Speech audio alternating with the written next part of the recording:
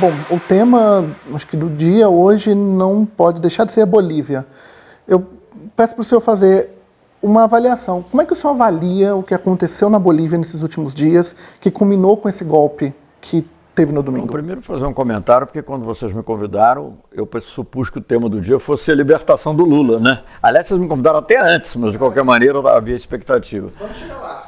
Não, mas eu sei, eu estou dizendo isso para você ver como é que as coisas são turbulentas aqui na América Latina e, no fundo, é difícil fazer uma única avaliação assim, né? Eu acho que foi um golpe, isso não tem a menor dúvida, né? Quer dizer, você pode dar o nome que quiser dar, mas obviamente o Evo Morales saiu porque houve um movimento com armas, presença de policiais fortemente armados e que deixaram também outras pessoas estarem armadas, porque esses grupos mais radicais de direita, sobretudo ali da Meia-Lua, mas que também tem outros lugares, estão armados, e o povo não estava, pelo menos, o povo mais ligado a ele.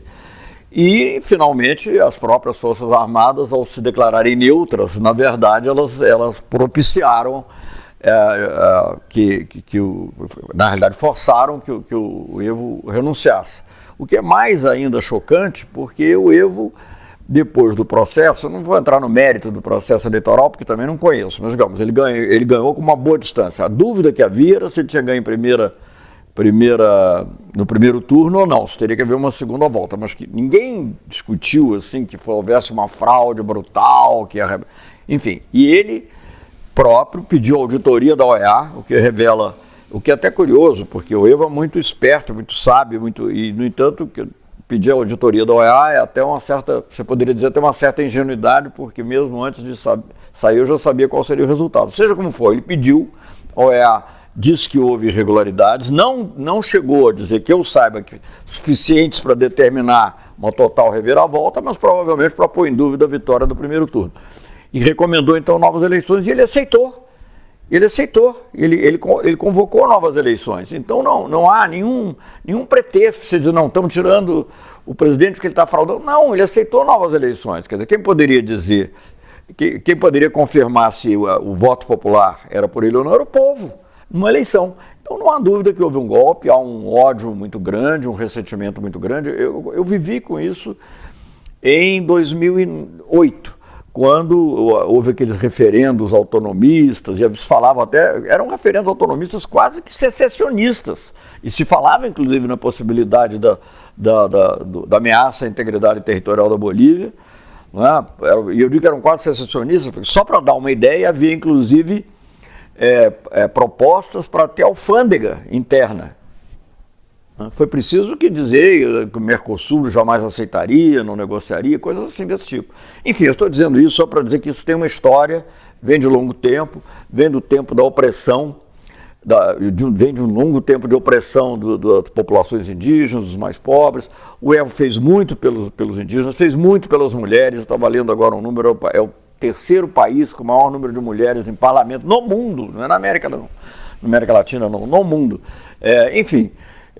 eu conheci várias ministras, mulheres de vários postos importantes e claro que, digamos assim, motivos para insatisfação podem sempre existir, embora a economia estivesse crescendo, né? A desigualdade tivesse diminuído, mas talvez aí nesse caso justamente a diminuição da desigualdade tenha sido um fator para esses setores mais radicais de direita. Agora, eu acho que também não pode separar isso, porque eu não quero entrar numa teoria toda conspiratória de dizer que foi A ou B ou C, mas não pode separar isso do que está acontecendo na América Latina. Quer dizer, você sente, quer pela via eleitoral, quer digamos, protestos espontâneos do povo, uma crise do neoliberalismo da direita, não é? Falando de Argentina, Chile, e aqui a libertação do Lula que vinha vindo. Então eu não estou querendo dizer que uma coisa está diretamente como uma causalidade direta, que isso tenha sido assim. Mas há um clima em que era preciso para a direita mostrar que ela estava viva, né? E não só a direita da região, mas a direita internacional. E eu acho que ali o ponto mais fraco, mais vulnerável era a Bolívia, pelas razões que nós comentamos, essa coisa histórica já, o ressentimento das classes dominantes, capitalistas, nunca engoliram. Eu me lembro que em 2008 eu visitei a Bolívia juntamente com o chanceler da Argentina, Tayana, e com o chanceler, era um chanceler interino, acho, da Colômbia, que fizeram um grupo de amigos, depois teve a Unasul.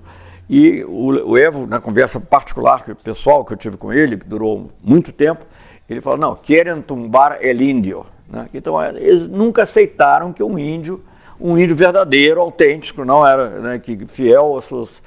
E aí, nessa coisa, eu faço um paralelo com o Lula, apenas os métodos foram outros. Quer dizer, aqui é um trabalhador autêntico, fiel aos seus princípios, conciliador, que, aliás, o Evo também era conciliador. Tanto que, senão, ele não teria ficado lá esse tempo todo que ele ficou. Muito tempo, gente. Né? Talvez até seja um erro dele, mas isso é uma outra questão. Não é por isso que justifica o golpe. Então, essa é a situação e é uma mistura, eu acho, assim, digamos, da direita latino-americana e certamente com componentes externos até a região, com os ressentimentos, rancores e ódios das classes dominantes bolivianas que nunca aceitaram que um índio cocaleiro, né? Cocaleiro não quer dizer narcotraficante, quer dizer porque é um hábito cultural deles, pudesse ser presidente da República e fazer uma política de distribuição de renda, de benefício para os mais pobres. Chanceler, o senhor disse certa até ingenuidade do presidente Morales em relação ao OEA, de ter aceitado a auditoria. O governo boliviano, o presidente Evo Morales, o senhor acredita que poderia, de alguma maneira, ter evitado esse golpe? Poderia ter sido feita alguma coisa para tentar operar ali, evitar que, enfim, se desenvolvesse o que se desenvolveu? Olha, é difícil dizer, né? Eu não sei, eu acho que em algum momento ele poderia ter tido um outro tipo de conversa. Eu acho que esse pessoal, que é encarnado principalmente por esse Camacho, né?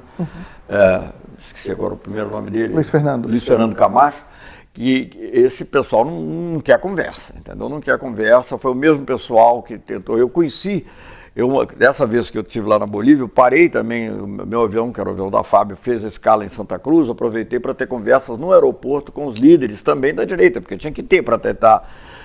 E eles são são muito radicalmente contra a ascensão dos índios, digamos, a afirmação do próprio altiplano. O que me surpreende um pouco, assim, sem conhecer suficientemente tudo o que se passou, é como em La Paz e nas regiões próximas a La Paz não houve uma reação das classes populares. Eu acho que eles não esperavam que chegasse a esse ponto. E eu acho também que não é uma história terminada, para falar a verdade, porque pode ser até que vigore aí sei lá o que será, ainda nem sei se eles vão convocar, não sabe nem quem será, porque todo mundo renunciou. A impressão que se tem, eu não sei, eu estou falando baseado em informações, algumas ouvidas assim, de pessoas que conhecem pessoas que estão lá, outras de mídia, né? Mas o que parece é que muitas pessoas, inclusive, foram ameaçadas de morte direta, ou ameaçadas, não sei se de morte, algumas diretamente, outras através de parentes, tanto que todos renunciaram. Né? O Evo renunciou, o Garcia Lineira, bom, esse você poderia dizer que era natural, porque é muito fiel, mas foram todos renunciando, o presidente da Câmara, o presidente do Senado, o vice-presidente, não tem ninguém que possa assumir, não se sabe, eu não sei, nesse momento, não sei se já houve alguma evolução hoje de manhã que eu desconheça, não sei, mas eu não sei, nesse momento, quem está em comando. Aparentemente o Camacho, que não foi candidato, que não tem uma liderança nacional, não é nem o Mesa, né? É que estaria lá em La Paz dando as cartas. E os militares que deram o golpe, porque deram pela omissão, seja lá como for, não sei, eu sei que há uma crítica até já li alguns artigos dizendo que não foi omissão, foi ação. Bom, não sei, não vem ao caso. O fato é que eles foram um elemento decisivo, estão garantindo isso ao se falar. Estão dizendo que são neutros, mas na realidade estão deixando que os golpistas fiquem. Agora, como isso vai ser resolvido, não sei, há uma grande preocupação nesse momento ainda, ou pelo menos até ontem à noite, quando eu falei com várias pessoas, com a integridade física do presidente Evo Morales e de outros líderes, porque parentes deles, ou dele inclusive, e outros políticos foram atacados de maneira fascista, né? E, então é uma coisa muito feia, muito grave, e enfim, é mais ou menos isso. Chanceler, o senhor comentou que, enfim, chegou a encontrar a oposição boliviana anos atrás e que eles não queriam muita conversa, enfim. O senhor vê alguma semelhança entre essa oposição na Bolívia e a oposição na Venezuela? Olha, eu acho que, bom, semelhança sempre tem, mas eu acho que é um pouquinho diferente. Eu acho que na Venezuela, bom, na Bolívia também tinha um componente de classe, óbvio, mas um componente racial muito forte, né, do indígena, e com uma divisão geográfica muito forte também, o altiplano por um lado e a meia-lua por outro. Quer dizer, na Venezuela, com todo o radicalismo que tem na oposição e essa atitude toda desse impostor aí, esse Guaidó, etc. e tal, que já fez duas coisas ridículas aí, esperando derrubar. Como é que um sujeito, estamos mudando de assunto, tem que passar para a Venezuela, mas como é que um sujeito diz que é a favor que admite uma intervenção militar externa? Que é isso, meu Deus do céu? Isso é uma coisa inacreditável. Eu não sei como é que os militares de outros países aceitam que esse cara possa ser um cara reconhecido, o cara que aceita uma intervenção militar externa para mudar a situação política do país. Mas o que eu ia dizer é o seguinte, nunca houve, por exemplo, ameaça, que eu saiba, de secessão, né? Era uma coisa entre duas forças disputando o poder. Na Bolívia não, naquela época, pelo menos naquela época, hoje é diferente, porque eles devem ter aumentado a influência em La Paz de alguma maneira que eu não conheço, não acompanhei esses últimos anos. Mas naquela época a reação se centrava em as forças conservadoras e movimentos autonomistas. Então eles queriam, eles não chegaram a proclamar a independência, mas era quase, você imagina, criar uma alfândega. É uma alfândega interna, então o primeiro passo para você ter um país é você ter o comércio livre entre os estados, entre os vários componentes. Primeiro, até na Alemanha, né, o Zollverein é o primeiro passo para a formação da nação alemã, para passo prático. Então, era nesse ponto talvez uma certa diferença. Agora, sim, há muitas semelhanças na intolerância, nas tentativas de golpe, isso sim, há muitas semelhanças também, mas também há diferenças. O senhor também, enfim, comentou do neoliberalismo e tal, e assim, desde a década de 90, a América Latina estava começando a experimentar um período de relativa estabilidade. As economias estavam se ajustando, pior ou melhor em alguns lugares, mas se ajustando, politicamente os países estavam começando a se ajustar, e de alguns anos para cá a gente vem numa onda de desestabilização que não se imaginava que poderia acontecer de novo. É efetivamente um período de ajuste de forças políticas ou é uma reação de forças neoliberais que saíram do poder para tentar retomá-lo? Veja bem, primeiro o seguinte, o avanço neoliberal foi muito forte na década de 90 já, né, porque tomou as mentes, né? A tal ponto que mesmo as forças progressistas muitas vezes tinham que conceitualmente ficar um pouco na defensiva, para não demolir totalmente os conceitos do neoliberalismo, porque eles estavam tão difundidos que seria difícil. Por exemplo, digamos assim, mesmo nos governos progressistas, pelo menos no nosso caso, não houve mais privatizações, né? Pararam, mas também não se reestatizou nada do que tinha sido privatizado antes, que era quase que uma admissão de que havia um limite. Então essa onda neoliberal veio, claro que houve muitas mudanças, no caso do Brasil e de outros países, políticas sociais importantes, em coisas novas, como foi o pré-sal, por exemplo, uma nova presença do Estado, apoio do Estado a outras atividades. Mas, digamos assim, de certa maneira, o neoliberalismo continuou impregnando um pouco o pensamento das elites na América Latina. Mas, digamos, para falar um pouquinho assim do que você está dizendo, assim, que houve, de fato, no início, sobretudo na primeira década do novo milênio, uma onda chamada Onda Rosa, mas digamos assim, uma onda de governos que buscavam maior justiça social e maior independência em relação aos centros hegemônicos no mundo, né? E depois eu acho uma reação muito forte a essa onda rosa, que aí digamos assim, não é bem uma onda, é quase que um trator, né? Um trator, digamos, que de uma maneira ou de outra, em alguns casos por eleição, outros casos através de golpes parlamentar judiciário, como foi aqui no Brasil, midiático, como foi no Brasil, em outros casos de outras formas, e outros casos até, digamos, na aparente alternância de poder, como era no caso do Chile, mas, digamos assim, evitando, que nunca havia abandonado de todo certos preceitos neoliberais, mas reforçando, digamos, assim, o que havia de mais cru, mais insensível até no neoliberalismo. E talvez o exemplo mais completo disso está no Brasil de hoje, né? O ministro Guedes é talvez mais neoliberal do que o Pinheira, né? Ele elogia, ele diz que foi uma maravilha o que aconteceu no governo Pinochet. Agora, há um pequeno problema nisso, no neoliberalismo, que não é nos cálculos, né? Houve um pequeno problema, que existe uma coisa que chama povo. E o povo chega um momento que reage, como reagiu no Chile, reagiu no Equador, não sei até que aparentemente, pelo menos no curto prazo, foi contornado com a reversão de uma medida, né? Mas o governo chegou a sair de Quito, quer dizer, no Chile as manifestações continuam, né? E o Pinheira vai recuando, lá primeiro desfez lá as medidas, depois introduziu coisas novas, deu uns aumentos, não sei se provavelmente insuficientes, mas de qualquer maneira tentou fazer um gesto em relação à aposentadoria. Agora ele próprio está falando em fazer mudanças na Constituição. Claro que os chilenos que estão lá não acreditam no que ele possa fazer, mas quer dizer, mostram um recuo assim impressionante, ao contrário do que está acontecendo aqui. Quer dizer, o Brasil está querendo só para juntar um pouquinho as coisas, mas enfim, então houve isso. Então, agora, no plano político, o que eu vejo é também que eu disse antes, quer dizer, a direita mais extremada, sentindo necessidade de se reafirmar diante dessas tendências, resumidas em alguns pontos.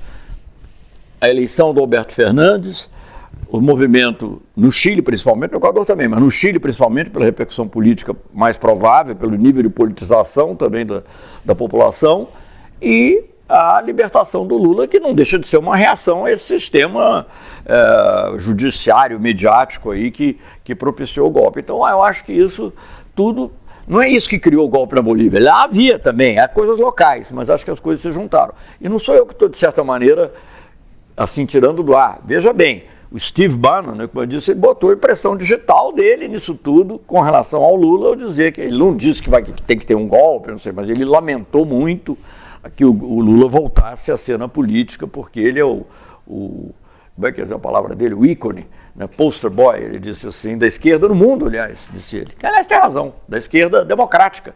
Veja bem, fazer um parênteses aqui sobre o Lula, porque eu acompanhei um pouco, não tudo, porque obviamente muita coisa terá chegado de outro modo, nem chegava necessariamente para o meu intermédio, mas eu tomava conhecimento. Bernie Sanders, Corbyn, François Hollande, Dominique Villepin, que era um primeiro-ministro do governo Chirac, então não pode dizer só cruzado de esquerda, enfim, José Luiz Zapatero, todos eles, de alguma forma, publicamente ou através de mensagens privadas, manifestando alegria, sem falar aqui na região, Alberto Fernandes, etc., pela liberdade do presidente Lula. Então, eu acho que, de fato, algumas pessoas acham que é exagero dizer que o Lula é o Mandela brasileiro. Claro que não é idêntico, sempre tem em cada lugar um lugar. Mas sim, uma pessoa pobre, uma pessoa que veio de origem mais humilde possível no Brasil, porque talvez até o Nordeste brasileiro, naquela época, com seca, com não sei o quê, era talvez até pior do que a periferia das grandes cidades, tanto que as pessoas vinham para as periferias das grandes cidades, né? Então o Lula vem de lá, se torna metalúrgico, líder operário, chega à presidência, faz uma política de inclusão através da distribuição de renda, através de cotas. A cor da universidade brasileira mudou. Eu dou muita aula em universidade, eu dou muita palestra e vejo. Eu fui professor mais regularmente na UNB nos anos 70, 80, é outra, a cor é outra da universidade brasileira. Então tudo isso também é um pouco o que o Evo Morales também fez e um pouco o que o Mandela representou. Claro que ele não ficou na prisão 30 anos, mas não deixa de ter uma certa semelhança. Chanceler, eu já vou entrar nesse assunto Lula porque ele é muito interessante e talvez o nosso segundo grande foco dessa conversa. Mas eu queria amarrar o assunto Bolívia com uma última pergunta sobre o assunto. O senhor enxerga semelhanças do que aconteceu na Bolívia ontem, nas últimas semanas, com o que aconteceu no Chile em 73 ou na Argentina em 78 e mais? O senhor consegue enxergar alguma digital do governo brasileiro, nesse movimento que aconteceu na Bolívia? Gente, eu não sei dizer porque eu não acompanho a agenda desse ministro, esse ministro terraplanista que nós temos lá. Não consigo acompanhar porque eu fui ministro das Relações Exteriores 10 anos praticamente, somando o tempo do Itamar Franco também. e fui diplomata, incluindo o período de ministério, 50. Então, eu nunca vi uma coisa igual. Então, para mim, aquilo me causa uma certa alergia, não dá para acompanhar a agenda dele. Mas eu tenho lido que ele recebeu, li em vários lugares, não vi nenhum desmentido, que ele recebeu o Luiz Fernando Camacho, acompanhado, acho que de uma deputada até aqui de São Paulo, se eu não me engano. E, segundo também o que eu li, estou fazendo a ressalva de que hoje em dia também essas coisas que a gente lê nas redes, nem sempre, mesmo as que a gente gosta, nem sempre são verdadeiras, mas aí dizia que o Camacho teria dito que tinha recebido as instruções de como agir. Não sei se isso é verdade, mas de qualquer maneira é muito fácil verificar se ele recebeu ou não recebeu. E não me espanta que tenha recebido, porque mesmo antes desse grupo de Lima reconhecer o Guaidó, nós já estávamos recebendo aí os líderes. O próprio Guaidó foi convidado, tratado aqui como chefe de Estado, teve como presidente e tal. Então não me espanta que tenha acontecido isso. Agora, há também rumores, e aí também eu não tenho como verificar isso, não conheço, há um crescimento do movimento evangélico, nada contra os evangélicos, hein, quero dizer isso, não tem nada contra nenhuma religião, mas sim contra a mistura da religião com política, isso eu tenho. Eu sempre digo, a religião é o domínio do absoluto e a política é o domínio do relativo, então não dá para misturar as duas coisas, né? Os valores e tal, mas enfim. Então há uma expansão e parece que tem muitos contatos com evangélicos brasileiros também. Então, por aí pode ter havido alguma influência que eu não sei, mas isso também tem que verificar. Eu estou transmitindo assim, uma impressão que faz sentido. Agora, não posso ter certeza absoluta. Não creio que os militares brasileiros, no sentido assim, de alto comando e tal, tenham tido nada a ver com isso, não. Porque não interessa a eles aí. Veja bem, a Bolívia é o país que tem a maior fronteira com o Brasil, é com a Bolívia. Para nós, ali falando como ex-ministro da Defesa, e mesmo abstraindo qualquer ideia de solidariedade, interessa a estabilidade.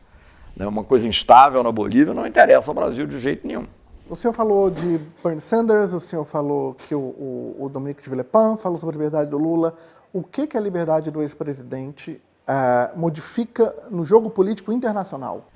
Olha, o Lula virou um símbolo, não da esquerda radical, né, mas justamente do esforço de justiça social em um país em desenvolvimento, né, através de meios democráticos. O Lula nunca mandou prender ninguém, nunca disse que ia matar ninguém, nunca fez nada disso.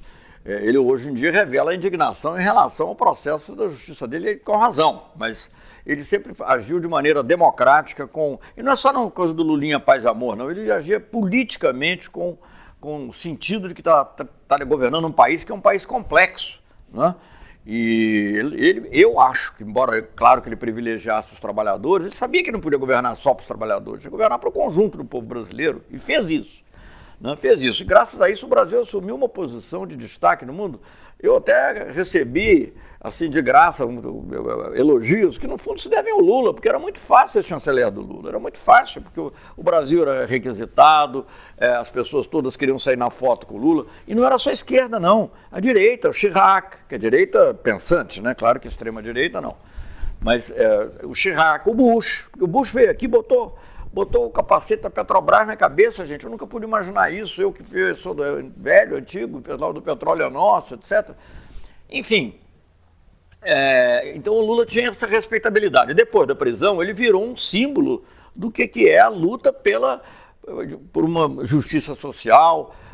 Vieram pessoas, digamos, de esquerda, tipo Mélenchon, não é nenhum radical, não tocou fogo na Bastilha, nem nada, mas que é um pouco mais à esquerda, mas vem também da esquerda, assim, da social-democracia alemã, né? Enfim, todas as pessoas que tiveram aqui, eu costumava dizer até que, agora felizmente não é mais, mas enfim, que uma prisão de província, o Brasil era o único país em que uma prisão de província era mais visitada do que o Palácio Presidencial, por grandes personalidades, né?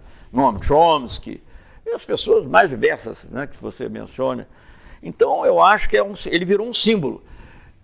Claro que ele não teve, digamos, a duração, felizmente, da do Mandela, mas eu me lembro, eu tinha lá uns, sei lá, 38, 40 anos, quando tinha o negócio do Free Nelson Mandela. Nunca mais tinha ouvido nada semelhante com relação a ninguém. Talvez haja coisas locais. Outro dia eu vi um reggae aí sobre o Lula, Free Lula, muito bonito, me lembrei do Nelson Mandela. Então, eu acho que ele virou um símbolo realmente. E aí tem uma coisa que me vem à cabeça, eu participei agora de uma reunião desse grupo de Puebla, né? E a gente fala muito, porque alguns se declaram socialistas, outros são socialistas, mas é um socialismo leve, assim, digamos. Ninguém tá querendo fazer uma revolução, pegar em armas e fazer uma revolução tipo a Revolução Soviética, nada disso, não é a bolchevique, nada disso. Mas eu me lembro assim, não é nem socialismo, a gente não pode falar, porque socialismo, na minha opinião, numa definição histórica de socialismo, envolve a propriedade dos meios de produção passarem para o Estado, deixarem de ser privados. Isso ninguém está falando disso, ninguém está falando disso. Agora, sim está falando de fazer, o que não é fácil, num país em desenvolvimento, um estado de bem-estar. Foi isso que esses governos procuraram, foi isso que o Evo Morales procurou, foi isso que o Lula procurou, foi isso que os Kirchner procuraram, cada um lá a seu modo. Foi isso que, de alguma maneira, no Chile se tentou, mas no Chile a questão neoliberal já estava muito mais impregnada. Então eu acho que ele é o símbolo dessa luta pelo bem-estar e por isso e é um símbolo da luta dos trabalhadores. Você vê os trabalhadores norte-americanos não são de esquerda necessariamente. Morei nos Estados Unidos, cansei de ver lá, eles são meio ligados ao Partido Democrata e tal, mas não se pode dizer que eles sejam de esquerda, né? Não pode dizer. Aí tem a Confederação Internacional, australiana, americana, para todos eles o Lula virou um símbolo. Virou um símbolo. E a liberdade do Lula foi festejada no mundo inteiro. Foi a primeira capa do New York Times, né? Foi a primeira capa de vários, esse, por acaso, um dos jornais que eu vi, mas de muitos outros jornais. Então eu acho isso, eu acho que ele tem essa coisa, ele significa a luta pelo bem-estar, pela igualdade, pela maior igualdade, pelo menos, no Brasil, de gênero, de raça, né, que o Brasil tem. A gente não pode desconhecer que o problema de classe aqui passa pelo problema de raça. Não tem. Antigamente, quando eu era garoto, eu dizia, não, mas quando resolver o problema social, resolve o problema racial. Eu hoje acho o contrário. Quando resolver o problema racial, é que vai resolver o problema social. Em grande medida, não exclusivamente. E aí eu incluo os nordestinos entre os negros, vamos dizer assim, culturalmente, né, porque eles foram muito espoliados e discriminados, né, até... Não só agora, o presidente usando a palavra pejorativamente, Paraíba. Eu até me senti atingido porque o único título que eu tenho é de doutor em novas causas da Universidade Estadual da Paraíba. Chanceler, agora encaminhando já para o final da nossa parte da entrevista, o senhor citou o Grupo de Puebla. O senhor estava na Argentina agora, esse final de semana, né? Nesse contexto em que a gente tem a liberdade do Lula, um golpe na Bolívia, manifestação no Chile, eleição do Alberto Fernandes, qual que é a importância de ter um grupo como o Grupo de Puebla? Olha, o Grupo de Puebla é muito importante porque tem uma capilaridade, são pessoas que têm, em geral, pessoas que estão fora do governo, embora haja uma participação, eu não sei bem, porque eu não estou na organização do grupo, eu sou membro do grupo, um dos membros, dos integrantes, aqui nós apresenta a Dilma também, o ministro Mercadante, a Carol Proner, que é uma jurista, mas em geral são partidos que não estão no governo. Agora vai ser diferente lá na Argentina, porque o Alberto Fernandes era membro, não sei, ele provavelmente não será um membro tão atuante, mas ele foi lá na abertura. É uma situação diferente. E o México apoia, né? O México tem apoiado muito, por isso que a primeira reunião, aliás, foi em Puebla, né? No México. Então, eu acho que ele tem uma importância muito grande, porque a América Latina, ela funciona um pouco no conjunto, né? Quer dizer, do ponto de vista, talvez, econômico-comercial, é mais América do Sul, de um lado, tal, mas do ponto de vista cultural, geral, é América Latina e Caribe, né? Que funcionam, o que acontece abala muito. E agora nós temos uma situação em que esse grupo pode ser muito atuante, porque são intelectuais, líderes políticos que têm conhecimento de detalhe em cada país, isso tudo se junta, né? Lá na reunião do Grupo de Puebla, até fiz uma observação, porque eu tinha pessoas de muitos países, lá não sei de quantos países diferentes, uns 10, 12 países diferentes, e eu pensando assim, bom, a América Latina não é uma América Latina, são muitas Américas Latinas, porque cada lugar tem a sua característica. Por outro lado, há duas características comuns. A desigualdade imensa, graus diversos, mas uma desigualdade muito grande, e a dependência em relação à potência hegemônica do continente, que é os Estados Unidos, e a influência que essa potência hegemônica exerce na região. Então, eu acho que essas duas coisas que caminham juntos, de alguma maneira, o Grupo de Puebla pode ter um papel importante. E é um momento muito importante para a América Latina. Eu acho que isso que preocupa muito a direita continental, porque você pode ter agora, como eu disse, aliás, o Luiz Mercadante também disse, mas eu até já disse para ele, eu disse em primeiro lugar, mas não tem importância, porque em política não tem direito autoral, até é bom quando repete o que a gente disse, é sinal de que a gente falou alguma coisa boa. México e Argentina, que são dois países, quando se pensa assim, quando pensa que um país é o Brasil, se você pensa 3 países, tanto que no G20 tem Brasil, México e Argentina. O Brasil agora está do outro lado, mas Argentina e México podem formar uma espécie de eixo do bem, né, na região, contrariamente ao eixo do mal de que falava o Bush. E eu acho que isso pode ser muito importante. O Grupo de Puebla pode ser um instrumento para isso. Porque, veja bem, é membro do Grupo de Puebla. Só para dar um exemplo, o José Luiz Zapatero, político espanhol influente. Quer dizer, não é uma coisa assim, também não é uma coisa de radicais, ninguém está ali pregando revolução nem nada, mas está querendo ter um pensamento crítico, defendendo essa ideia do bem-estar. Alguns são socialistas, outros não são, ou não se dizem socialistas propriamente, mas todos são progressistas. E ser progressista na América Latina significa lutar pelo bem-estar, pela igualdade e lutar por uma maior independência em relação a quem quer que seja. Eu acho que é um desafio nosso, estou indo muito longe agora, porque o problema de hoje é Bolívia, é difícil a gente falar de outras coisas, mas o desafio nosso é lidar com o mundo, e nos aproveitarmos de um mundo que seja mais multipolar, que não seja dominado por um único país. Muita gente fala que a gente vai ter uma nova bipolaridade entre Estados Unidos e China, mas eu acho que a Rússia continua a ter um peso muito grande, e a União Europeia, apesar dos problemas que ela está vivendo no momento, economicamente é muito importante. Então, eu acho que esse conjunto aí permitirá um jogo, e a América Latina, quer dizer, nenhum país da América Latina, nem o Brasil é muito grande, mas nem o Brasil é grande o suficiente para lidar com esse mundo de blocos, mas a América Latina é. E o Grupo de Puebla pode ajudar nisso.